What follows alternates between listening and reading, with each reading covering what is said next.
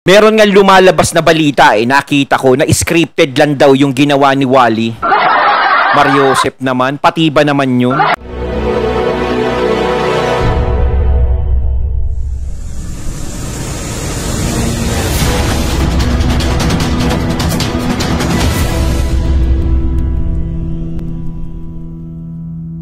Hey yo, what's up? Ako nga pala si BT at nandito ngayon tayo sa BT Reaction and welcome to my channel, Tunay na Kritiko.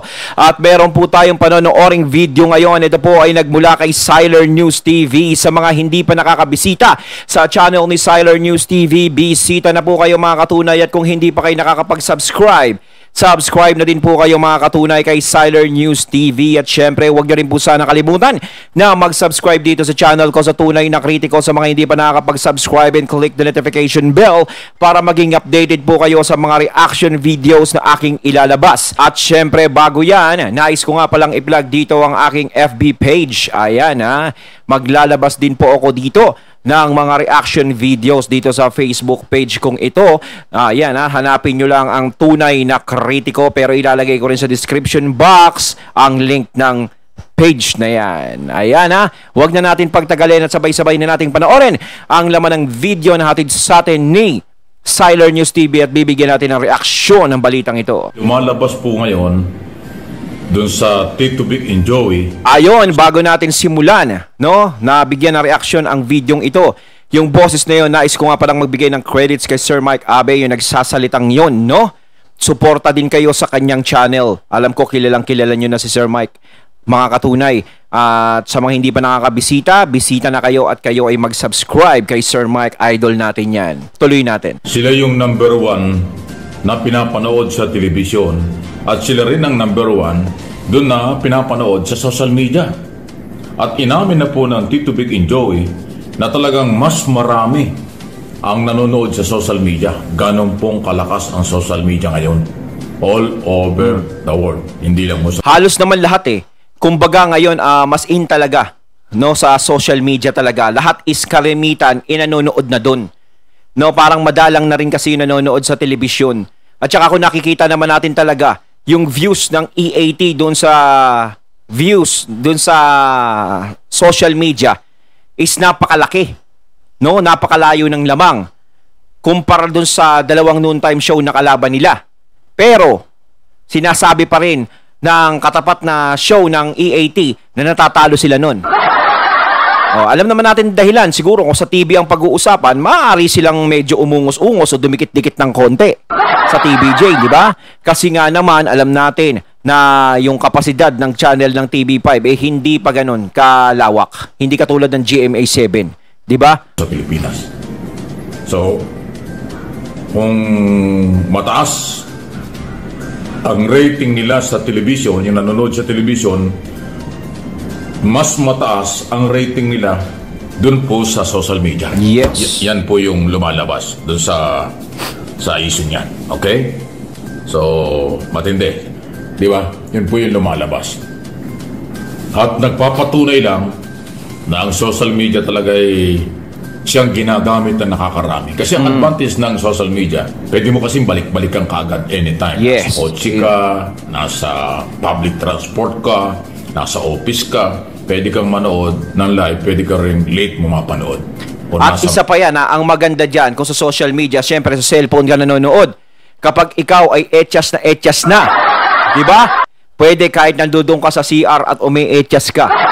O minsan habang kumakain ka, syempre, bawal kumain sa sala. Gusto ko manood ng ng EAT. Yung TV nyo nasa sala, syempre, bawal, kailangan sa hapagkainan. Yung iba nanonood sa cellphone. Pero yung iba, di ba, bawal habang kumakain. Bawal kumain ng sa cellphone. Di ba? Kukunin ko yan. Pero yung iba naman pumapayag, gano'n. Gano'n, kahit sa mga matatanda na katulad ng mga kaidaran ko, ganito, pwede na tayong kumain habang nanonood ng EAT, yung cellphone natin nasa harap. Pero sa mga bata talaga, syempre, bawal, kailangan pagkakain. Baka sabihin naman ng mga bata, pwede ba lang kumain ng nagsiselfone sa lamesa?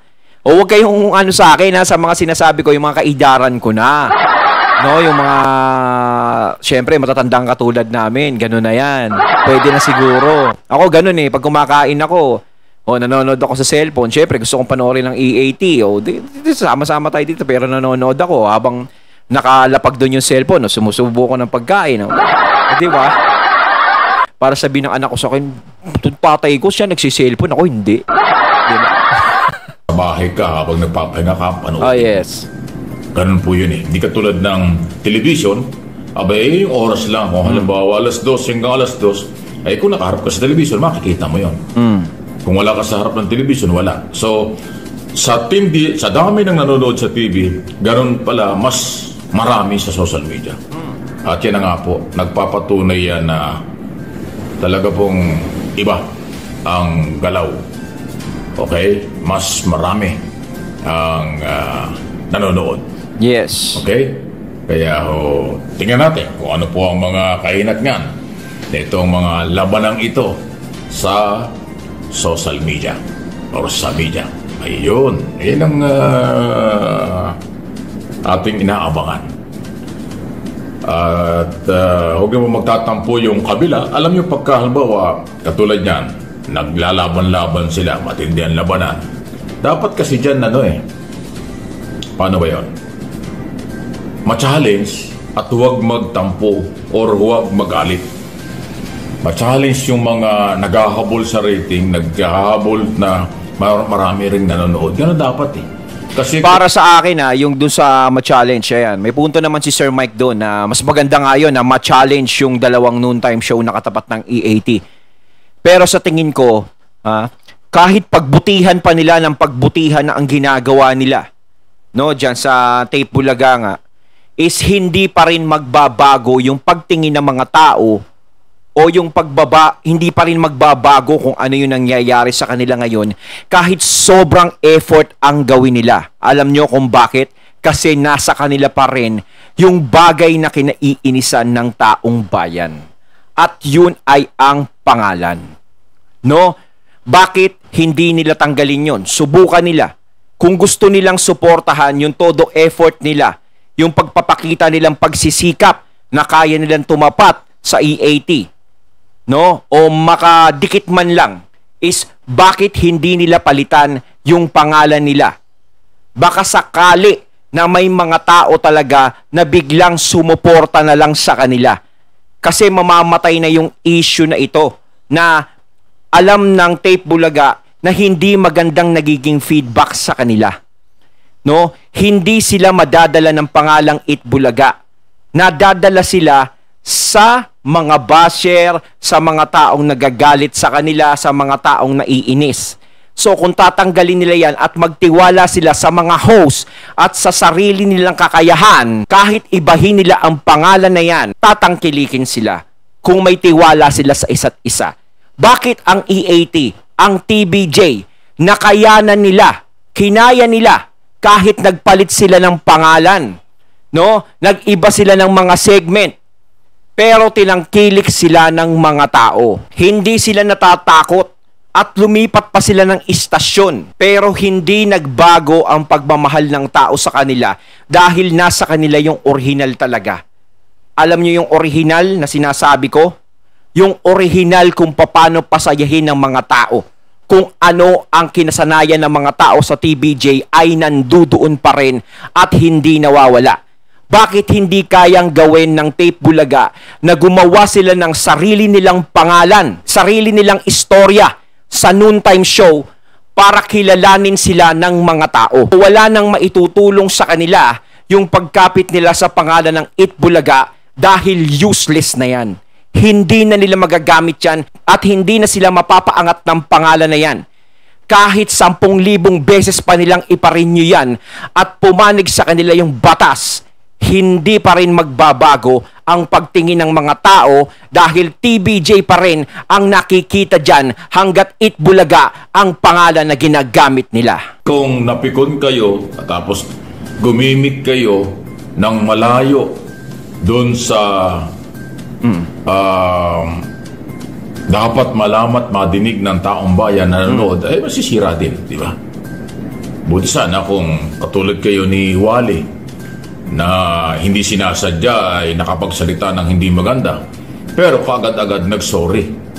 So yung pag-sorry, tumanggap ng pagkakamali at kung ano man ang maaaring gawin niya ng pamahalaan tulad ng MTRCB, gagawin. Katunayan, yung MTRCB nga ay nagka-interest na ipatawag si Wally. Okay lang yon. Ang importante, umamin. Kasi pag nag-sorry ka, admission yon na meron kang ginawang mali. Ay ang problema dun sa Showtime eh.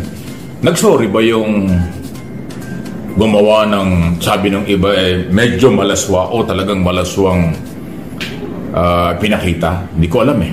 So, kaya tinatanong ko kayo, nag-sorry ba sila? O, di ba? Kasi pag nag-sorry, pwedeng tanggapin, pwedeng maunawaan, dahil nag-sorry sila. Yung nakinagandahan sa EAT, no?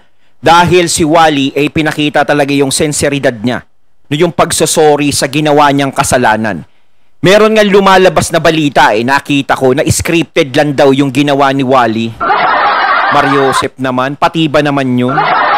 Sasabihin scripted yun para may mapagtakpan o sinasabi nila na para dahil nga nabubutasan si Ma'am Lala, yung MTRCB, na para makita ng mga tao na inaaksyonan din ni Ma'am Lala yung yung EAT. Kaya parang sinadya nila. Mariosep, ang lawak ng mga isip ng nagsasalita at nag-iisip na yon. Ang lawak ng pag-iisip nyo. Pwede na kayong maging creator. Grabe. Mantakin nyo, sasabihin nyo na scripted yung ginawa ni Wally. Ang lulupit nyo. Mariosep, nakita mo naman bakit gagawa sila ng ganyang script? Hindi na sila gagawa ng mga ganun.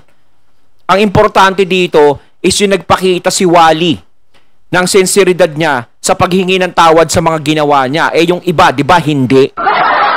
Parang baliwala lang din. Hindi sila nagbababang loob, no? Na ipinapakita nila sa tao na yung pagkakamali nila, yung nagawa nila. Pero ako naniniwala, pag hindi mo sinasadya, madali kang mag-sorry. Pero pag sinadya mo yung ginawa mo, talagang hindi ka magsosorry. May punto si Sir Mike doon. Nakakala mo yun tama at yun ang kaya idol ko talaga to. Aabangan ng tao. Kaya may pagkakaiba yun. Ulitin ko ang pagbibigay ng sorry o humingi ng public apologies, ayan po ay admission na merong ginawang hindi tama. So, malinaw yun. Pero pag hindi po nag-sorry, dinedma niya ang panawagang mag-sorry, ibig sabihin yan, intentional. Sinadya niya para siya pag-usapan. Ay, di ba mali yun? Yan ang sinasabi natin. Okay? Ano inyong masasabi dyan sa isong yan? Okay? Kita na nyo itong mga nangyari ito. Palakasan, paramihan ng supporters, paramihan ng followers. Nagkatapos, ang mga hugot, ang mga content, segment ay talaga Natutuwa ako dyan sa may nagigitara. Ang galing niya, no? Matirang matibay. Kasi alam niyo yung everyday na 2 hours na show sa television, napakatindi po nung paghahanda niyan. Hindi pwedeng wala kang inihandang o binigay na panahon para paghandaan yung gagawin mo. Kasi live yan Kakapusing ka pag hindi ka nag-prepare o hindi mo alam ang gagawin mo. Yes. Ako alam ko yan dahil ako nagpuprograma sa radyo at TV ng mahaba-haba rin oras. Dati at ngayon ay 1 hour din. So, kailangan mong paghandaan yun dahil live yun. Hindi ba pwedeng tumigil dahil hindi mo na alam ang sasabihin mo. Hindi pwedeng ganon. Ay sa television show na comedy, entertainment, at marami pang segment, abay, ano po yan? Hindi birong trabaho yan. Akala nyo, yes, matawa lang. Hindi naman pangkaraniwan trabaho yon. Mantakin mo kasi naka-live sila Kaya kailangan paghandaan nila yan Kailangan yung mga sinasabi nila, syempre nasa larangan sila ng komedya. Yung pagpapasaya ng tao, kilala naman natin ang EAT sa ganyan din. Na talaga na ang trabaho nila is pasayahin ng mga tao, tanggalan ng stress, di ba? Kailangan maganda araw-araw ang ipapakita nila at malakas yung impact na tatama talaga sa mga tao, yung talagang mapapahalakak sa bawat ginagawa nila. Yung masasabi talaga na kami ang magtatanggal ng stress nyo. Gayon din yung mga yung mga noontime show na kasabayan ng EAT. No, dapat talaga is pinaghahandaan. Alam naman natin na napakahirap talaga ang trabaho ng pagpapatawa. Ang malungkot, mahirap talagang pasayahin yan. Pero ang E18, nagagawa nila yan. May sarili silang atake na ginagawa. Gaya ng ginagawa ni Mayor Jose. 'Di ba? Kapag pumapasok na yung segment ni Mayor Jose, is talagang yun ang inaabangan din ng mga tao. No, talagang mapapahalakha ka sa mga ginagawa nila. Kailangan kasi kapag ikaw pinapanood, hindi ka boring panoorin eh. Kailangan yung talagang tutok sila sa iyo at nakukontento sila sa ginagawa mo at hindi sila nakokornihan. Yun ang importante dun. At saka yung pagsasalita, kailangan talaga is planadong-planado, plakadong-plakado lahat. No? Ganyan kahirap. Yung palabas ka ng consistent na makukuha mo yung tao, consistent na matutuwa yung tao sa'yo, lahat ng oras pagkakataon. Hindi ganun kadali yun. Ha? Di ba? Itanong nyo sa Tito Vic and Joey na 44 years na kailang ginagawa. Kahit na sanay na sila, may mga pagkakataon na pag hindi ka nakaprepare, parang kakapusing ka. Parang kulang ang iyong ginagawa. Kaya nga yung Dabarkas ay marami sila. Lahat sila may mga papel. Lahat sila may mga bago. Lahat. Gumagalaw yan. Parehong dapat babagay dun sa kanilang pagsasama. Yes. Sana yung ibang show ganun din. Yung iba, pasintabi na ayaw ko nang banggitin ang pangalan, sa aking observation, kaya sila nakakagawa ng labag or sabihin natin baka malaswa ang dating kasi baka nakikita ko talaga yung mukha ng lalaki, nakakainis na. Di mo talaga alam kung ano talaga dumapo sa ulo nito. Sana sila ng gimmick kung paano kukunin ang audience. Kaya sinisingitan ng ganon, yung ganon intentional na kahit alam nilang palit. Iyon ang mabigat. Ay, shit. So, ang labanan sa live broadcast, live show sa telebisyon, hindi po yan pangkaraniwang trabaho. Yes. Malaking responsibilidad dyan. Yes. Yung araw-araw, iba yung gagawin mo. Or every 30 minutes, ibang gagawin mo. Aba, pag hindi ka nakaprepare dyan, talagang malolobat ka. Talagang kakapusing ka. At magiging boring ang dating. Kaso sa kanila, hindi. Hindi sila boring. Kaya-kaya nila. Kaya nga yung Mayor Jose Manalo. Yeah, maganda yung segment na yan. Pumatok. Tinangkilik. Inaabangan sa lahat ng sugod barangay. Malay mo, magulat tayo. Totohanin na ni Mayor Jose yan. Diba? Pagdating ng eleksyon, biglang tumakbo. Mayor na nga ang tawag. Diba? Tapos ginagawa niya yung kung ano nga ba ang pangako ng mga mayor. Ano bang ginagawa ng isang mayor? Parang totoo. Nagbibigay ng libreng kung ano-ano, pagupit, kung ano-ano dyan. Ayun. Kung hindi mo pinagandaan yon o kahit nabiglaan, pero paano mo masusustain yung ganong style, ay pinag-aaralan po yun. Magaling hindi kasi si po Jose. yan ganong kadali. Ayan. Para kaya hindi tayo magtataka na si Jose talaga is yung talagang number 1 din na napipisil ng TVJ. Lagi. No, talagang si Jose talaga yung pinapakawalan ng TVJ.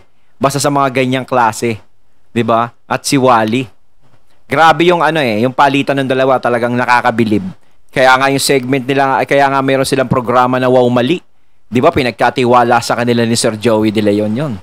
Yun lang, malaking karangalan at malaking tiwala na binibigay sa kanila na alam ni Sir Joey De Leon na kaya nilang dalin yung programa ng Wow Mali. Kaya't mananatiling mamamayagpag sa telebisyon ang Tito Vic and Joey kasi sila yung eksperto, talagang dalubhasa pagdating sa mga ganyang mga galaw.